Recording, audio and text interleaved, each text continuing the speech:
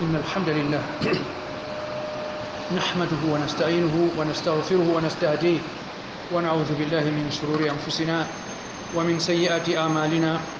من يهده الله فلا مضل له ومن يضلله فلا هادي له، وأشهد أن لا إله إلا الله وحده لا شريك له، وأشهد أن محمدا عبده ورسوله. اللهم صل وسلم وبارك على نبينا محمد وعلى آله وأصحابه ومن اهتدى بهديه وسار على نهجه إلى يوم الدين.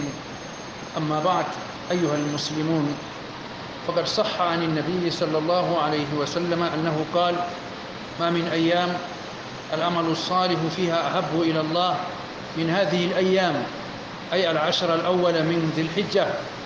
قالوا: ولا الجهاد في سبيل الله؟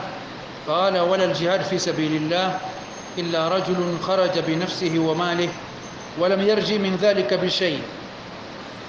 جدرابي تبتها النبي صلى الله عليه وسلم حديث والنقول بانجنا نقول درجة بأورال سبو غنداد سبو أرانها لورو لي حاج. النبي عليه الصلاة والسلام وينو هما قول: ولا نيلا دي كوغال بونغال ندرموم أوران يدي غوها الله چنيدو بنا نيلا دي سبو أرانو هر لورو ذو الحجة. صحابو انبيمو: يا رسول الله كو جهادي بونا؟ ويبه كو jihadi en mbino ko waɗi ɓe ƴamri jihadi ngam jihadi ko ɗo dawranta ɗum, ko ɗo suɓata wakkati mum. jihadi kañum waddata hoore mum. ko ɗo wiyatami renan jihadi am wona ha sappo arano.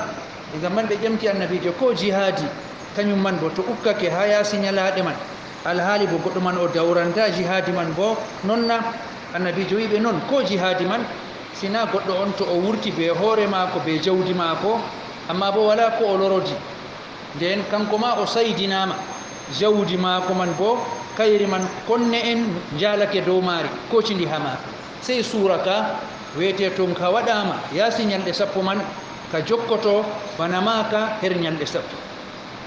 yo kadi derɗiraɓe ha les hadisuwol ngol en nani ɗuɗɗum jamum masine ha ɓural darja ñalaɗe ɗe.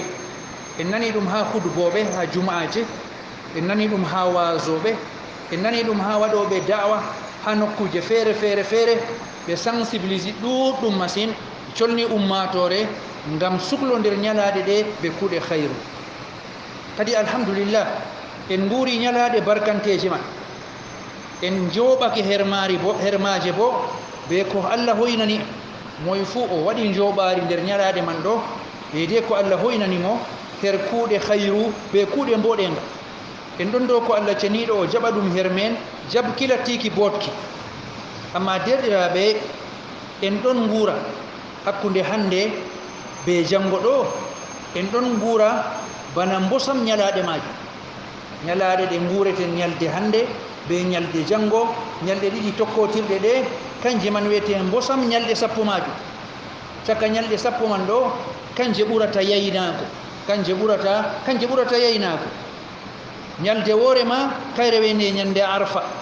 ñande arfa nde guureten ɗum hande ɗo ɗum ñande arfa man, e nde yaadi bo be ñande jum'are. ɗum laati annora dow annoraji ɗiɗi ngari kawti, e nden be man ɓural man ɓuri ɗuɗgo ɓuri mapago. hijjoɓe suudu Allah ceniɗo hormanteru her wakkati bolweten jotta ɗo, ɓe ɗon dari ha nokkure wetende arafat man. ɓe gaɗiran be majum ruknowol hijju ɓurangol mawnugo darago her nokkure man ɗo. ɓe ɗo calina ɓurnal wakkati maɓɓe, bimana ɓe ɗo calina ɓuran ɗum mawnugo nder wakkatiji maɓɓe. e bo ɓe ɗo calina segonji ɓuranɗi margo darja, ɓuranɗi margo ɓural. ɓe ɗon gundotira be Allah ceniɗo, boliɗe ɗo calo hakkunde maɓɓe be Allah ceniɗo. moye fuu wodi ko wolwata, e nden Allah on wiyete mangtaɗo be boliɗe mum. Allah on wiyete gettaɗo, Allah on wiyete subhinteɗo, Allah on wiyete dokoteɗo, Allah on wiyete cikkanteɗo haajeji. e nden moye fuu woodi ko yewtata be ɗemgal mum. haali maako kam o yewtidan be Allah ceniɗo. Allah ceniɗo lattiɗo kanko man wiyete takɗoɓe, lattiɗo mawɗo, lattiɗo jawmirawo jaafotoɗo kinnotoɗo. kala goto fuu ɗon wuntotira be maako deydei ko maɓɓitantemo nder maɓɓe. moye fuu woodi ko fondete.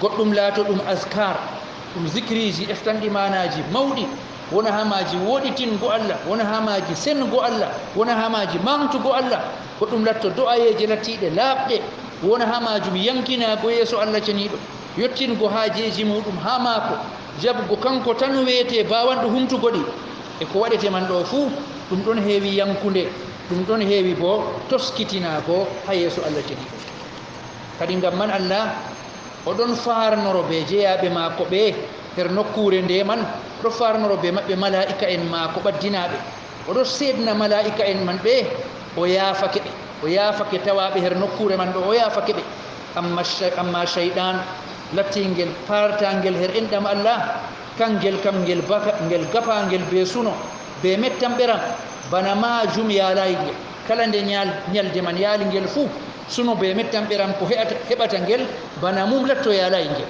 amma enen ɓe gonayi hijjoɓe en ɗon her gureji meɗen her calaje meɗen enen bo en ɗo ɓornotiri be dewal suumay be dewal suumago ñalade man en ɗon ndena her Allah lattiɗo caahiɗo lattiɗo dokkowo o en ɗon ndena her maako en ɗon tammi ha maako o riftana en zunuba duuɓi ɗiɗi hitande salinde be hitande tamminde warde wargo ɓey ndaalagu lattingu mangu be kuugal bo lattingal pamaral koyngal ey hunde mawde nde ɓi adama yettorto ɗum heɓa ɗum ha Allah be kuugal bo lattingal pamaral kuugal lattingal koyngal ɗum moƴƴere Allah ceniɗo o hokkande mo o muuyi nder jeyaɓe maako wallahu dhul fadlil azim en ɗon ɗo ko Allah ceniɗo o jaɓana en suumayeji meɗen man ɗo o wudna ina maako ha ko o wi man ɗo o yafano en zunubaji kitali caliɗe hitande salinde be zunuba hitande lattinde warande bana dokotoɗen mo kanko Allah ceniɗo